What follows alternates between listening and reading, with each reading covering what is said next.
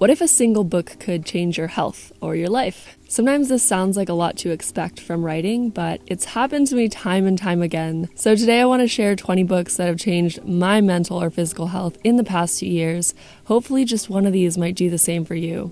I would love to hear about the books that have changed your health or your life recently. I think sharing book recommendations is one of the best gifts we can give one another. So please share with us. Let's get into this. Hey guys, it's Robin and welcome to the Science of Self-Care. On this channel we talk about health science, we talk about life philosophy, and we do a whole lot of self-care experimentation. So the reason I'm talking about books today and not podcasts and other resources is that I think books are one of the most valuable types of resources that exist. Someone might spend a few days or a few weeks prepping a podcast interview. People spend months and years and sometimes decades writing books. So books are kind of the most refined version of information and someone's life work that you can consume, and I think that's so special. So for the amount of time you spend consuming information, I think it's the best return on investment of that time. These are 20 books that I have read or consumed via audiobooks in the past 2 years, and they've all impacted my health and my life in some profound way. So this first book is a book that came out this past year and I loved it so much, and that book is Outlive by Dr. Peter Attia. This book is a deep dive into longevity and the factors that influence our health span, and it emphasizes a lot of practical tips for us to have happier and healthier lives. One of my favorite things about this book is the section on nutrition. He really talks about how limited our understanding of nutrition is and cuts a lot of the BS out. So if you are someone who's looking for just a well-rounded guide to health and wellness from an evidence-based perspective that still is written through a clinical lens that takes into account human behavior, then this is a great book, and it was probably my favorite book of the year. Okay, second book. Technically this is 2 books, but this year I read 2 books by David Goggins, Can't Hurt Me and Never Finished. These books really were the kick in the booty that I needed. I think not everyone agrees with the kind of really hard mentality that David Goggins has. It's definitely a type of tough love, but if you are someone who's stuck in a rut and just need to feel like you can actually get out of that rut and do things with your life and yourself and your body, then you should definitely read these 2 books by David Goggins. These books showcase his journey from a very difficult childhood to basically becoming a Navy SEAL, ultra-marathon runner, and a world record holder, and it really emphasizes the power of mental resilience. So if you're someone who's looking for a kick in the booty or just feeling like you're tired of feeling sorry for yourself, go read his books and I promise you'll have a fresh perspective on what you are capable of achieving. Number 3, Atomic Habits by James Clear. Atomic Habits presents a clear guide to habit formation, and it illustrates how small changes can lead to remarkable results. I think it's really densely packed full of great information. I've listened to a lot of interviews with James Clear, and he said this book used to be much longer and he really had to strip it all down to the most dense information packed sentences and paragraphs, and I really do feel like the book delivers in that sense. It won't be time wasted, and if you're someone who's looking for a practical way to change your habits, then this is definitely my go-to book.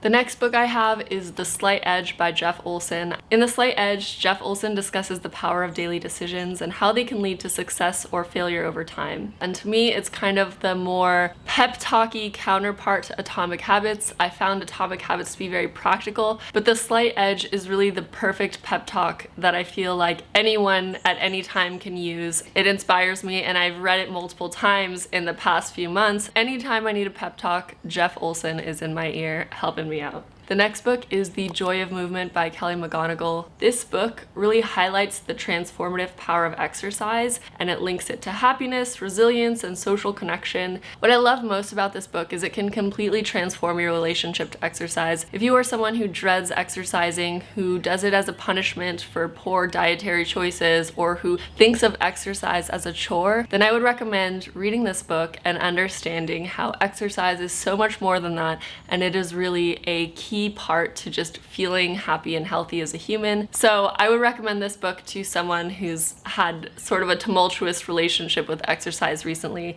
and is looking for some inspiration to get moving again. The next books, again, this is a 2-for-1, are books by Robert Cialdini. This is gonna sound really random, but these are actually marketing books. In these books, Cialdini explores the art and science of persuasion, diving into psychological triggers that lead people to say yes.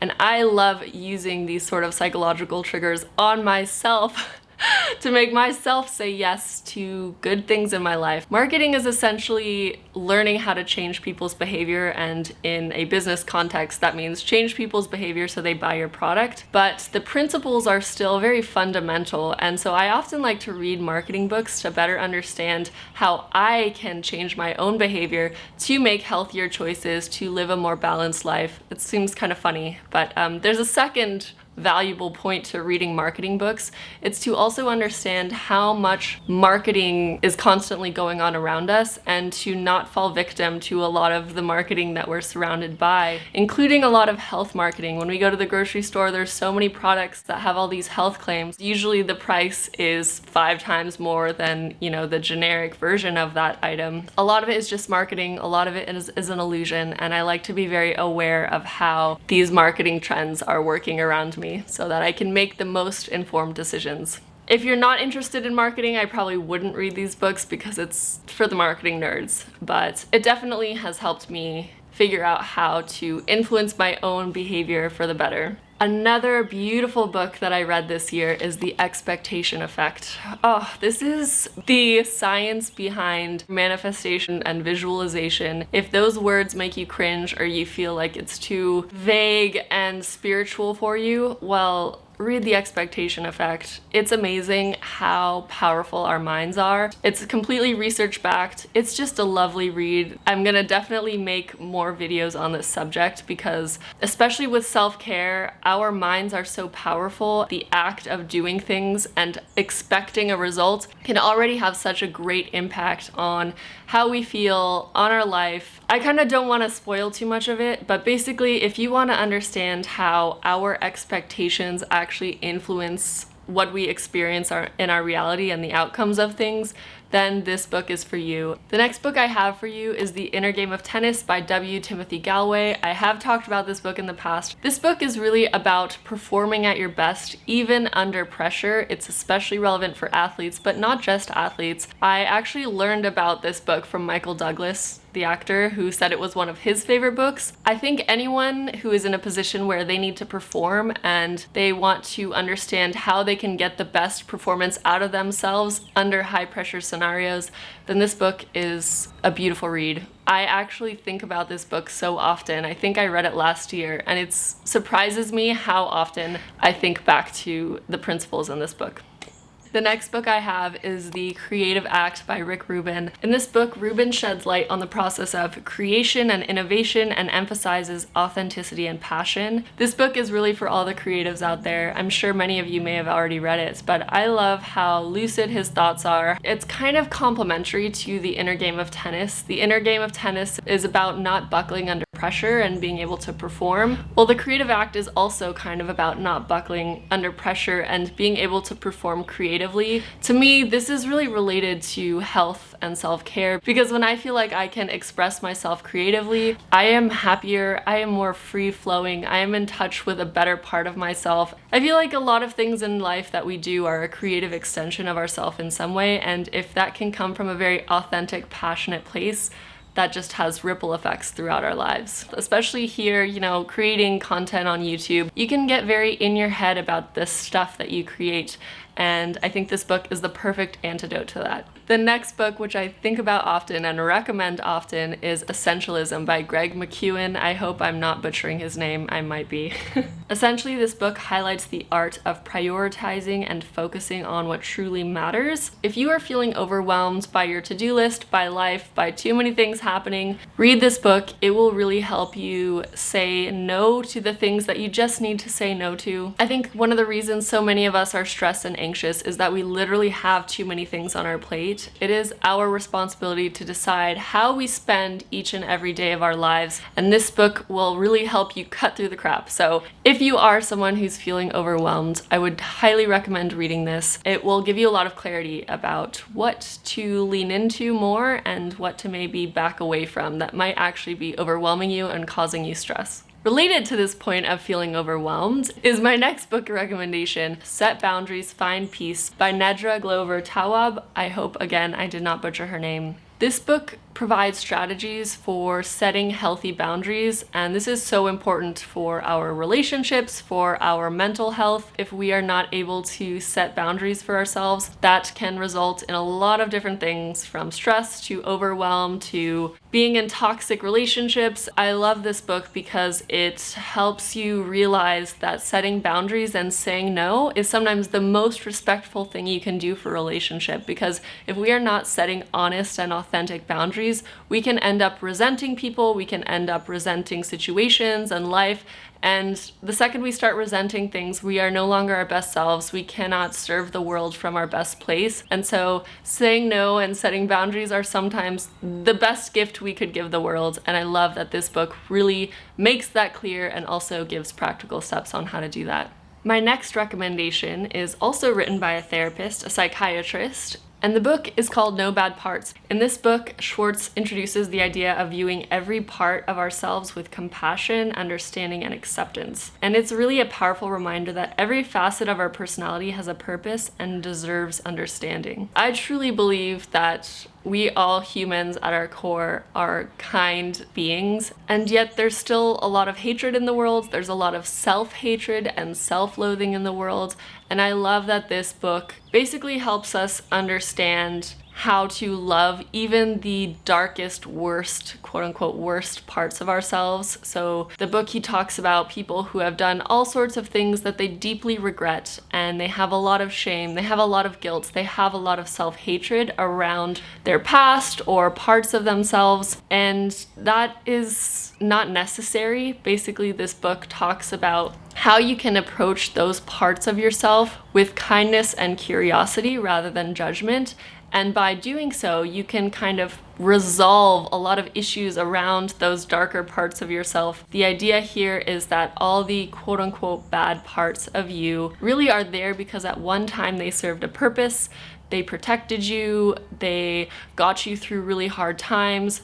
And so when we understand that we are not inherently bad and no part of us is bad, it makes space for a lot of healing. So if you're someone who's struggling with self-hatred or self-loathing, then this is a great book, and I think it's something that not a lot of people talk about, but it's a very important part to being our best and healthiest selves. The next book is near and dear to my heart, and it is Range by David Epstein. In this book, Epstein advocates for a generalist approach in a specialized world. He showcases the value of broad interest and experiences. And why I love this so much is that many of us feel like we don't know what the heck we're doing in life. We're on this weird squiggly path. I know my journey has been so squiggly. I've literally had so many different types of jobs. My parents at some point were saying, "What are you doing?"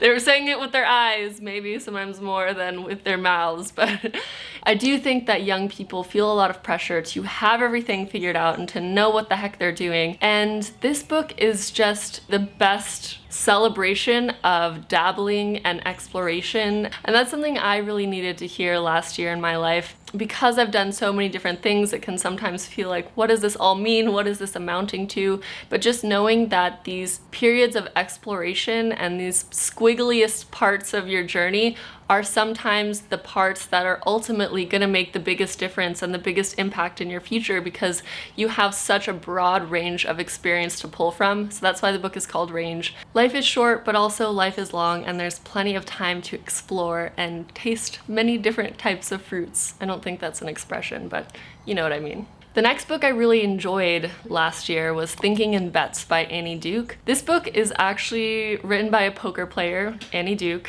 Essentially, Duke intertwines poker strategies with life decisions and promotes probabilistic thinking, because often we decide whether a decision was a good or bad decision based on the outcome of that decision, when that is completely not the way to think about our decisions. In any moment that you make a decision, there's a probability of different things happening, and sometimes you may make a very high quality decision and you can get really unlucky and something terrible happens.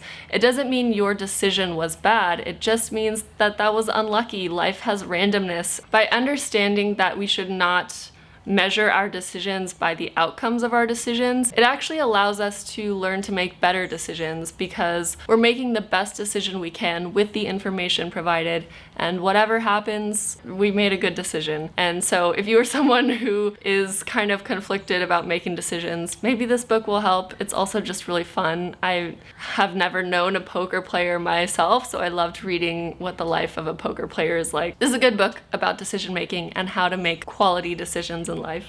The next book is a gem, and it is The Body by Bill Bryson. In this book, Bryson marvels at the human body, highlighting its complexities, wonders, and mysteries. If you want to feel totally amazed and in awe of the beautiful human vessel that you are sitting in right now, then you should read this book. My personal motto, and if you follow me on Instagram, you'll see it all over my Instagram. My personal motto is, you are a biochemical masterpiece, and this is something I truly believe. I think our beauty actually comes from the intricacies of our biology, the fact that we're 34 trillion cells all working in synchrony. It's mind-blowing how much is happening right now, just keeping us alive, and what's happening in your body as you're consuming this information. So if you just want to be inspired by your human vessel, then you should read this book, and Bill Bryson is an amazing writer, and I highly recommend. The next book is A New Earth by Eckhart Tolle, and I would call it a book on spirituality without the religion. I grew up around scientists who did not like the word spirituality, which is funny to me because to me, science and spirituality can really complement one another. How I conceptualize spirituality is a reflection on our subjective experience. So science is amazing at telling us about objective things around us, things that we can measure and data, but our subjective experience is our subjective experience, and there's only one person who can tell us about that, and that is ourselves. And so learning to reflect on our own subjective experience is, to me, developing a spiritual practice. So this book is really about that. It's about learning to reflect on existing. I know I used to identify with a lot of things in my life that weren't actually me, and this book helped me realize I am none of those things. I am just the sentience that is within me, and that's it. And I cannot communicate these things as well as Eckhart Tolle can, so please consider reading this book. I think this book is really for people who feel like they've started to identify with material goods or their body or their beauty or their intellect. If you feel like you are identifying with something and it's messing up your confidence, it's messing up your growth journey, then read this book and it will help you uncouple that. I hope that makes sense. The next book I have is very practical, and it is called The Bloated Belly Whisperer. And I know there are a lot of people with bloated bellies out there.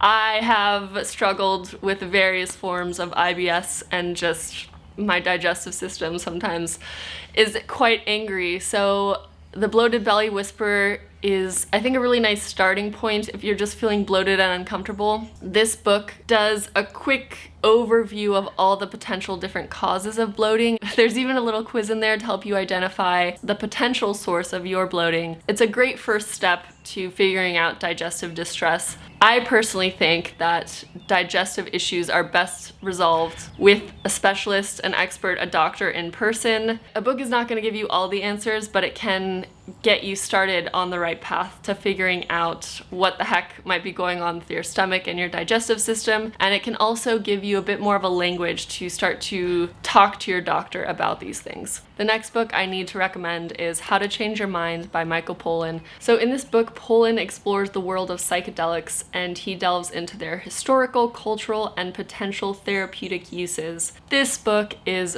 an amazing exploration of psychedelics. It is very well written, high quality journalism. It's so approachable and it is so relevant to me. I've mentioned it previously on this channel, but I have taken psychedelics legally in Amsterdam. I do not take the topic of drugs lightly. I typically don't like to put drugs in my system, but psychedelics are a specific class of drugs that have so much therapeutic potential and have helped me completely shed my anxiety, helped me get in touch with, again, the true person that's living in here, shed all those layers of crap that we gain as we go from childhood to adulthood. And for anyone remotely interested in psychedelics, even if you could never imagine yourself taking psychedelics, read this book and you will gain something from it. I think it's just a beautiful piece of writing. The next book I have to recommend is The Gifts of Imperfection by Brené Brown. I really love Brené Brown's writing and content, but this book particularly I would recommend to anyone who is really struggling with perfectionism. The downfall of perfectionism is you think that perfect is best, when actually this book shows us that perfect is not best, and the imperfect parts of life and ourself are actually very valuable and they serve a purpose. So this book helped me create a new relationship with perfectionism. I enjoyed it, so I recommend it. The next book I have for you is The Beauty of Dirty Skin by Dr. Whitney Bowe. This book is a great evidence-based approach to understanding your skin, understanding skincare, and appreciating our skin's microbiome. Since reading this book, I am a lot more gentle with my skin. I take a less is more approach, and I really choose products and ingredients that help support my skin barrier. The integrity of the layer of microbes and things living on our skin is so important to our health and our skin health, and also the aesthetic appearance of our skin. So if that's important to you, you should definitely read this book. It also touches on some more broad concepts related to the microbiome, related to autoimmune issues, and how we're basically living in such a sterile world that a lot of the bacteria that used to keep us so healthy are now not able to thrive. And the whole thing has citations throughout. Dr. Whitney Bowe is a published, renowned dermatologist, so I think it's a pretty good quality book. Again, just like digestive issues, skin issues are so personal, and ultimately you're going to want to go to a specialist, but I think this book is a great intro to really understand the importance of your skin's microbiome and a bunch of other things. I don't want to go into the details. I just recommend reading this book. So immediately after recording this video, I thought of a number of other books I wish I had included in this list, so here are some honorable mentions.